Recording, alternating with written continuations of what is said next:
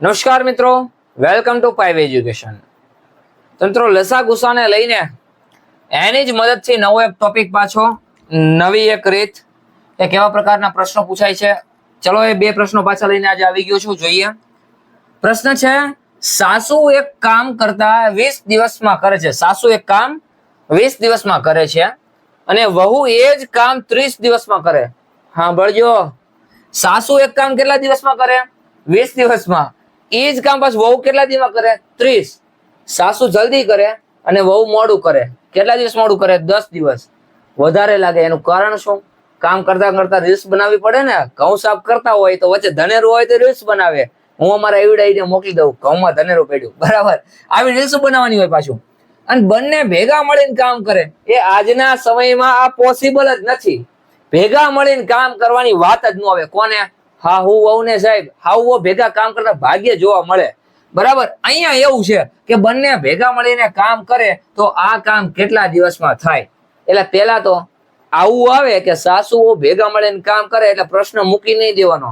એમ થાય કે હાઉઓ ભેગા મળીને કામ ન કરતા, મારો ચોકડી આ શક્ય જ નથી, એટલે આ પ્રશ્ન શક્ય નથી. એવું નહીં. હા, પૂછાઈ જાય તો આપણે ગણવાનો. ચલો જોઈએ લસા ગુસાની મદદથી. સાસુ વહુનો ઝઘડો પાછો આપણા ગણિતના દરબારમાં આવી ગયો છે. જોઈએ છે શું થાય છે. જોઈએ. સાસુ છે. કોણ છે ભાઈ? હા હું. સાસુ એક કામ 20 દિવસમાં કરે છે. કેટલા દિવસમાં? તો કે 20 દિવસમાં. એ જ કામ વહુ કેટલા દિવસમાં કરે છે? વહુ એ જ કામ કરે છે 30 દિવસમાં. પેલા તો કામ કેટલું છે એ ગોતવાનું થાય. કામ કેટલું છે એ ગોતવા માટે થઈને તમારી પાસે, એટલે કે આપણી પાસે શું હોવું જોઈએ? ટોટલ કામ. ટોટલ કામ કઈ રીતે ગોતાય? આ બેનો લસા 20 અને 30 નો લસા. મોટું કોણ છે? તો કે 30. 30 નો ઘડી બોલો. 30 એકા 30. 20 ના ઓલામાં આવે છે? તો કે ના. એનાથી આગળ 30 દુ 60. 60 એ 20 ના ઘડિયામાં આવે છે? તો કે હા.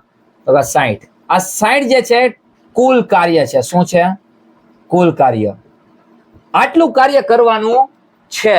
કહેવાનો મીનિંગ કે 60 જે કાર્ય છે એ કાર્ય કરતા સાસુને 20 દિવસ લાગે છે, વહુને 30 દિવસ લાગે છે. તો એક દિવસમાં કેટલું કાર્ય કરી શકે એ જોઈએ.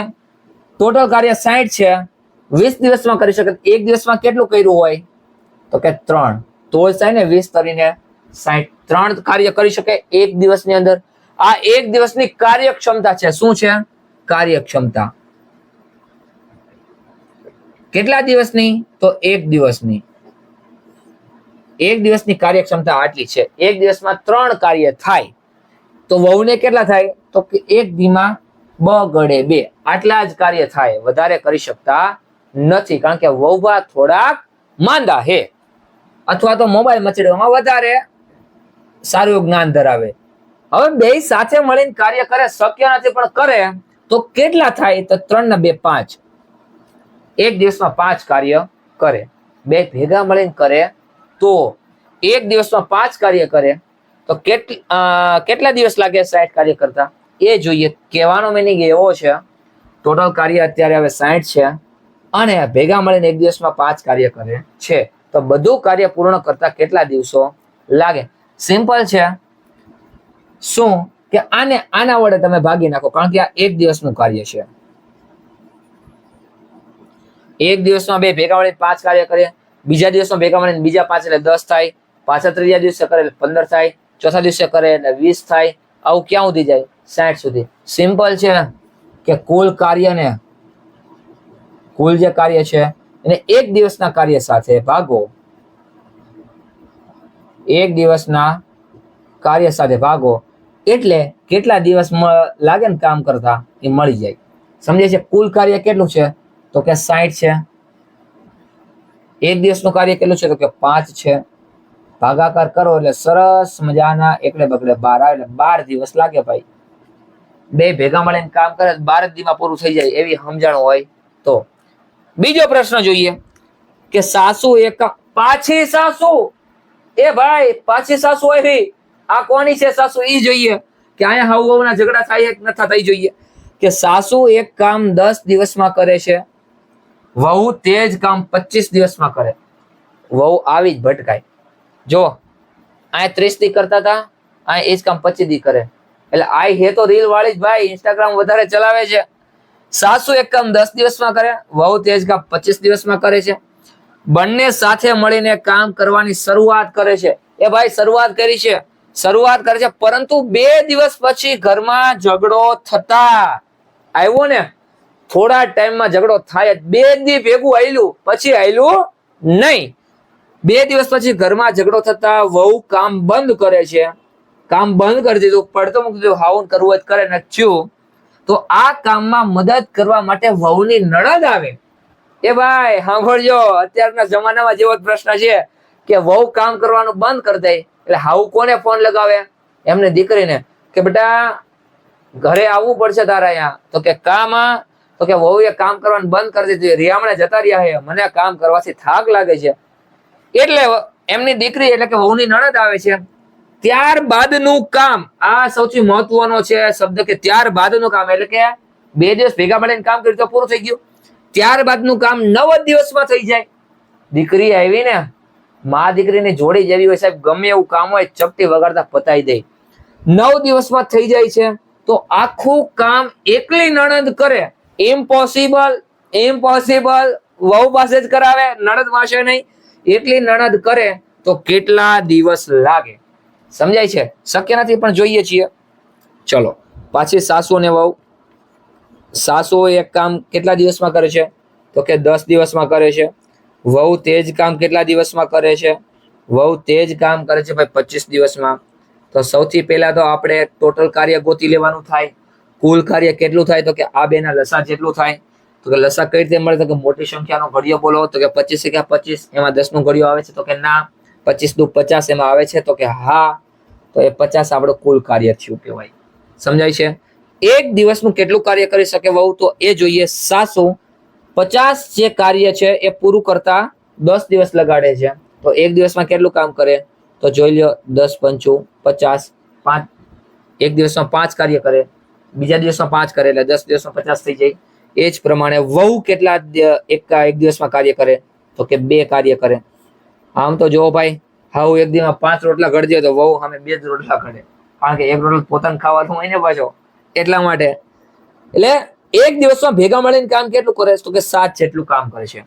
પરંતુ કેટલા દિવસ ભેગા મળીને કામ કરે છે? તો કે 2 દિવસ જ. કેટલા દિવસ? 2 દિવસ. એક દિવસમાં 7 કામ કર્યું, તો 2 દિવસમાં કેટલું કામ કરે? સાદો સરવાળો છે, 2 દિવસમાં 14 જેટલું કામ થાય. કેટલું? 14 જેટલું. કરવાનું છે 50, થયું કેટલું? 14.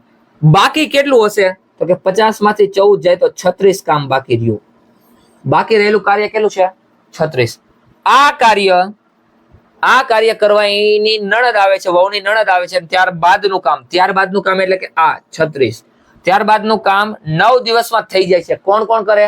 સાસુ અને એમની દીકરી, એટલે કે બે માં દીકરી 9 દિવસમાં જ કરે છે. જોજો, હવે પાછો બીજો ભાગ પડે. સાસુ અને દીકરી, નણદ રાખીએ. અહીંયા નણદ નો ઉલ્લેખ કર્યો છે ને આપણે, એટલે બરાબર. નણંદ.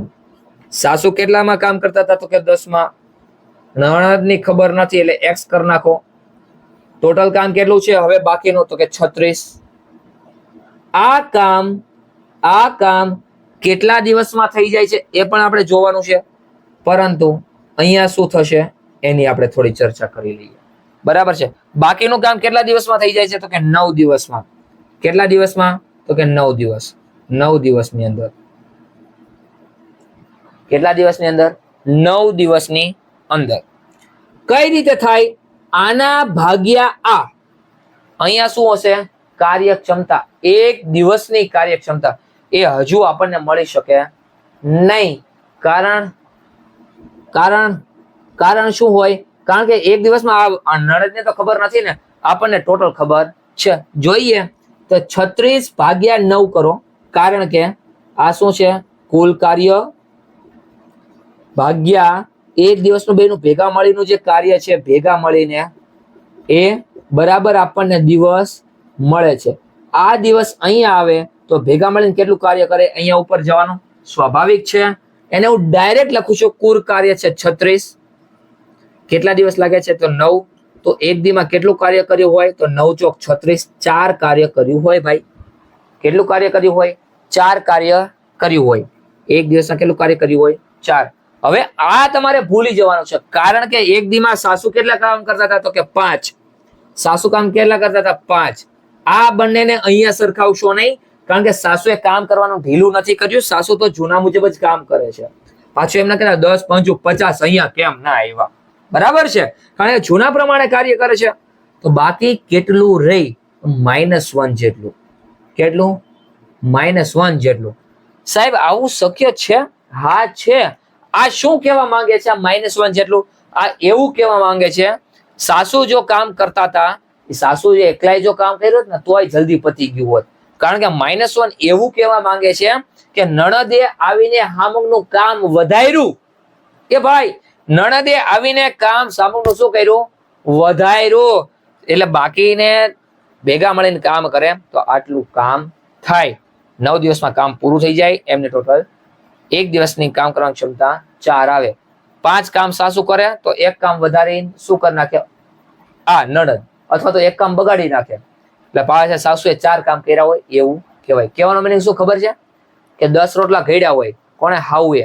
અને વહુ બેઠી બેઠી એક ખાઈ ગઈ હોય, કે નણદ એક બેઠી બેઠી ખાઈ ગઈ. એટલે ઘડ્યા કેટલા કહેવાય? 9 જ. સમજાય? આ એવું કામ છે. તો નણદ એકલી આ કામ કરે તો કેટલા દિવસ લાગે? તમે જો નણદ એટલી આ કામ કરે તો કેટલા દાડા થાય? એ ભેગું થાય? એ નો થાય ભાઈ. સમજાય છે? એટલે આવા પ્રશ્નો પણ તમારી આપણી પરીક્ષામાં આવી શકે એમ છે. તો આવા જ બીજા 1-2 પ્રશ્નો મેં આપણી 5 એજ્યુકેશન નું ઇન્સ્ટાગ્રામ પેજ છે એમાં મૂકેલા છે. જઈને જોઈ આવો, સોલ્વ કરો અને જવાબ કોમેન્ટ બોક્સમાં જણાવજો. અને નવો ટોપિક તમને એવો કઈ લાગે આ ટોપિકનો વિડીયો બનાવવા જેવો છે તો મને જરૂરથી કોમેન્ટમાં સજેશન કરજો તમે, તો આપણે ચોક્કસ એ બનાવશું. અને લસા ગુસાના ટોપિક હજી પૂરા નથી થયા ભાઈ, ઘણા બધા બાકી છે. નેક્સ્ટ વિડીયોમાં પાછો એક નવી રીત લઈને આપણી સામે આવી રહ્યો છું. જોતા રહેજો, હસતા રહેજો, રમતા રહેજો, શીખતા રહેજો. ત્યાં સુધી થેન્ક યુ સો મચ. જય હિન્દ.